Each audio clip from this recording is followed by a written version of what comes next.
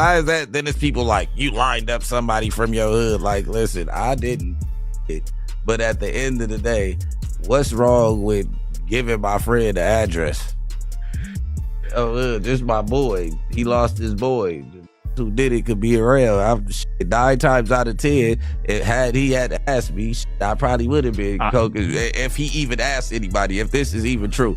But 9 times out of 10, like I said, can I leak a bar? Sure. I said if you make the call right now, The Lil Durk OTF lawsuit is starting to heat up. When fresh evidence was given in court, it was stated that Lil Durk is slammed with further charges in his federal case, including 1 count of conspiracy, 1 count of use of interstate facilities to commit M for hire, resulting in passing 1 count of utilizing, carrying, and firing guns in a machine, and 1 count of possession of firearms in furtherance of a crime to substantiate the allegations against Durk. The judge declared they will use his lyrics against him. One court filing revealed the lyrics "Watch on the television and see your son yelling no, no," which is Lil Durk making fun of Quando. Rondo, after they got Lil Pab, this guy, a passenger in that automobile. Agitated at the sight, more songs they've related to the cases informed me they received an addy. They got the location to go because there was an announcement of Brick Baby claiming he would have dropped Q's location if Lil Durk had requested it, since he is devoted to him. Sadly, it appears like Durk's lyrics will be one of his main challenges. Self-snitching in songs is a poor image when placed in front of a jury, despite most of the rap community being sorry Durk was taken in on charges. Charleston White shared why he thinks it's a win for the rap community. This is a real victory because it is a demonic force. It was a dark force. It was a dark energy that came down from Chicago and spread throughout America. I don't think we'll hear drill music ever again. I don't think drill rappers would ever be celebrated ever again. Down goes the drill, so this is a victory for law-abiding Americans who like hip-hop music but don't like killing part of it with all the negative news coming out about L. Durk tried to calm it down from jail as he hopped on a jail phone call with a street friend who said, "I just got off the phone with my brother Lil Durk. He's in good spirits, staying positive, and trying to get back home to his kids and family." We're not glorifying negativity. We're more than just street guys. That's an understatement. We're men of honor and the code. No matter our socioeconomic condition, bro, hit the main line with the rest of our type. No protective custody this call. Is from a federal prison. Say what BR I said. I know you're, but if you need anything, you know I got you. Yeah. I know how that be, bro. It don't matter, bro. We ain't never moved our money except for that first time once. Once it was that. It was that once. It was like then it was. Everything was his. Yeah, I came where you what P-man me up, but DJ Academics went on live to react, saying this was the worst thing Lil Durk could have done. With all due respect to whoever 900 your bar is, again, with all due respect to you, the guy's fighting for his life. I get it, maybe for whatever reason, which I still think would be a dumb reason. Let's say that Durk wants to address the people. You know how you put this out. You say, yo, Durk, we on you. Let him say what he's saying to the public, and you cut it off. We don't need to hear why and forth, because a lot of this audio kind of feels like maybe this wasn't how Durk wanted to first communicate with everybody in the world. Anything he does is going to go viral. Having a conversation about, even if you think it's you're in good faith, yo, we don't move off money now, blah, blah, blah. It don't sound right. Things don't sound right, brother. But only one day before the phone conversation, we got the story of Lil Durk pleading not guilty to M for greater charges in relation to a scheme to get Quando. Rondo's detention hearing for the rapper is set for December 12th. Lil Durk was arraigned today in LA after being moved from Miami federal jail after his arrest on October 24th. But to deal with the matter, Durk's now hired a new lawyer, Drew Findling, who's widely known and is one of the top defense lawyers in the nation. Drew's first action was to apply for a bond release for Durk, but the feds revealed evidence and reasons why he should be kept in jail, because the feds showed this new Instagram live of Durk where they claim he's trying to create an alibi for himself, because they explain criminals typically will try to create an alibi for when they know a crime they are connected to is going down. This is exactly what the feds believe Durk is doing during this video, which happened on the day P passed away. Boy, tweet little folks right, hey, somebody said SL, somebody said SL, KH, look, KH, who did yes, what D? He said, bro, like a cheese, BR, nothing cheesy over here. Stupid little boy, this is real water. Why all jewels be all over for real? Hey, I know what it be, too blood. What's that like? Everybody that cheesy all be doing shout outs, man, you got to know your jewelry. Like, if somebody want me to give him a shout out for some jewelry, I'll make sure in that VA, because Durk even laughed when a comment told him to slide for Vow. However, this all got the attention of Lil Tim, who was the man who took out King Vow in 2020. He was the one who started the chain.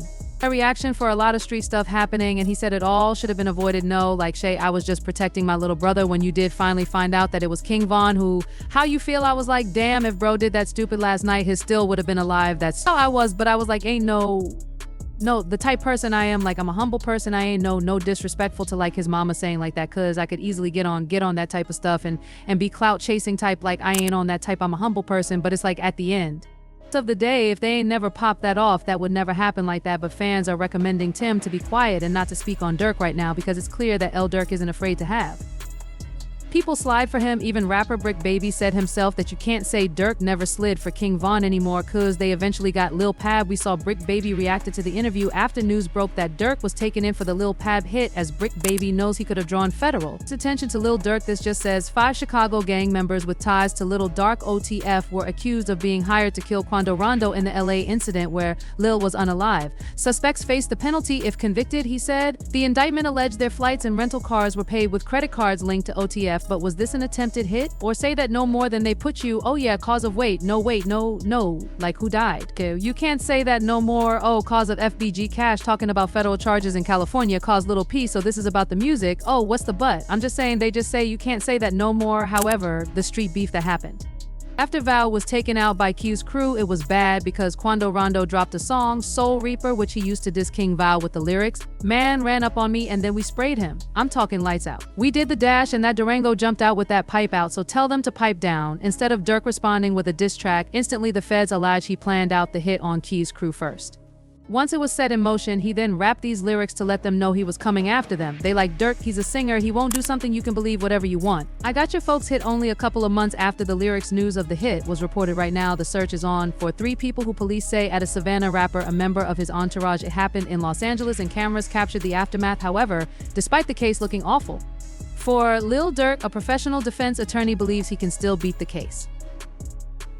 As Kodak Black's attorney stated, I'm hesitant to say they have a slam dunk case on Durk Banks. I think they have a long way to go to prove the conspiracy against him when it comes to Durk Banks. You know, so far I've seen one text that says don't have them associate my name with any kind of flights that they're taking. Certainly that's not a good text, but is that the only text? Because that doesn't, you know, that in itself doesn't stand on its own. Certainly it's circumstantial, but like I said, we have to wait and see what other evidence they have, if they have a snitch, if they have videotapes or audio tapes of him saying something. I think that's a lot different than, hey, just make sure you don't associate my name with these guys, because he could be blaming, you know, Grant or one of these other guys and saying like, hey, these guys are going to do some crazy stuff. And he's like, hey, listen, make sure it doesn't associate with me at all. You can look at that a million different ways, so I'm hesitant.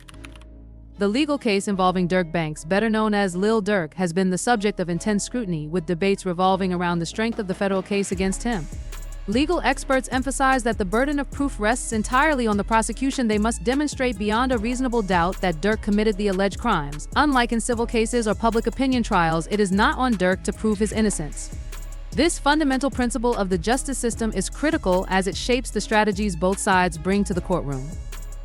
A prominent defense attorney offered insights into the case, sharing his perspective on the timeline for a potential resolution. If no one else implicated in the case agrees to cooperate with federal prosecutors, Durk's release could hinge on the hunger of the U.S. Attorney's Office and the Assistant U.S. Attorney also overseeing the case. The attorney explained that if federal prosecutors are particularly motivated to secure a conviction, they are likely to pursue deals with others involved. These deals often target individuals who played smaller roles in the alleged crimes, offering leniency in exchange for their testimony against the primary suspect.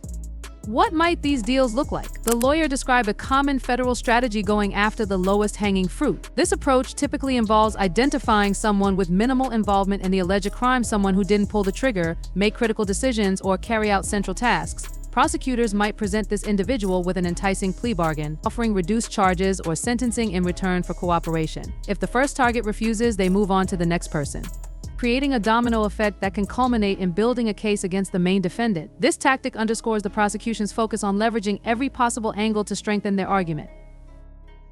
In Durk's situation, the federal indictment raises several compelling points. The charges are not limited to monetary exchanges or career-related motives. Instead, they delve deeper into connections and actions allegedly tying Durk to those involved in the crime. Prosecutors have reportedly unearthed a King Von video featuring 3 of the suspects, D, Vonnie, and Boogie, individuals linked to Von and the OTF collective. This association, combined with Durk's alleged ties to the suspects, adds a layer of complexity to the case. It suggests a narrative in which the prosecution aims to portray Durk as more than a distant figure, potentially framing him as a central orchestrator.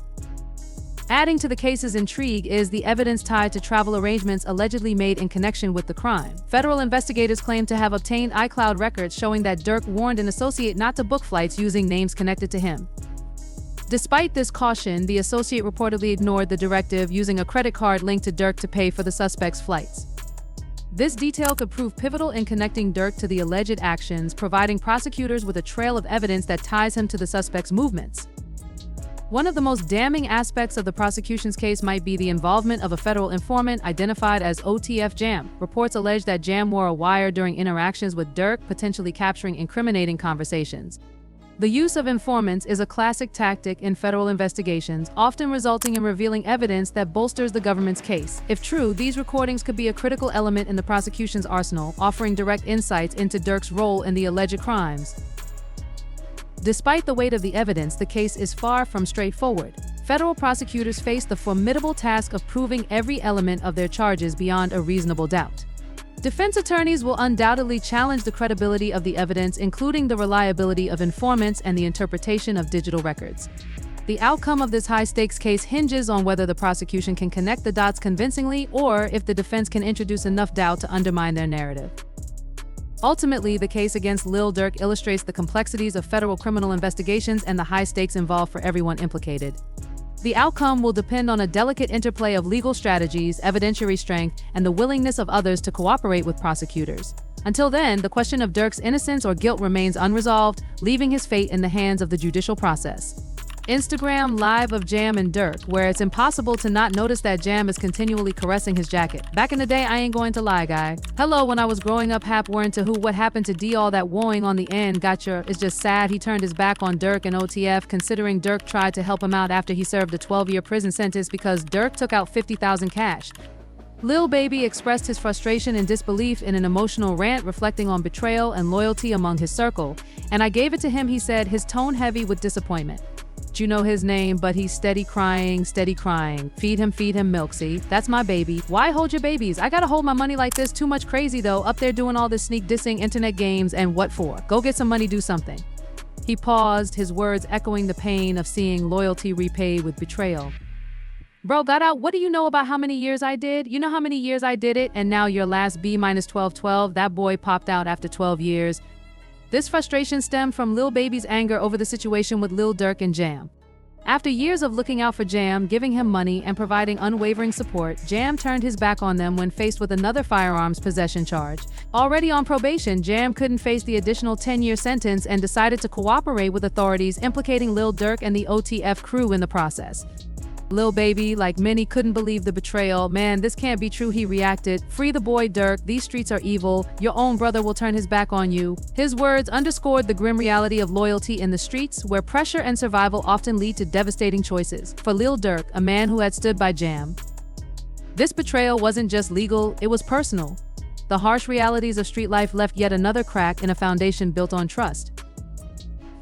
We even heard Jam share all the things that Durk had done for him since he was released, because Durk also paid for his security in prison and even had a crib and car waiting for him on the outside. Yeah. Because you just came home not too long ago. Like when you come home, I've been home a little bit. Over a year. Yeah, okay, love, over here, 12 years flat, 12 years. Like 12 years did my time I told on nobody and know my name. Like, how did you even get linked in with just OTF period? We up together. This ain't no people I met now. I knew them, like I'm saying this was before, because he's super solid like, you know what I'm saying? He said, Jam, get out that jam, I give 50. He ain't got to ask again, bro. Like, you know what I'm saying? He ain't got to ask. He said he gave you 50, bro. You know what I'm saying?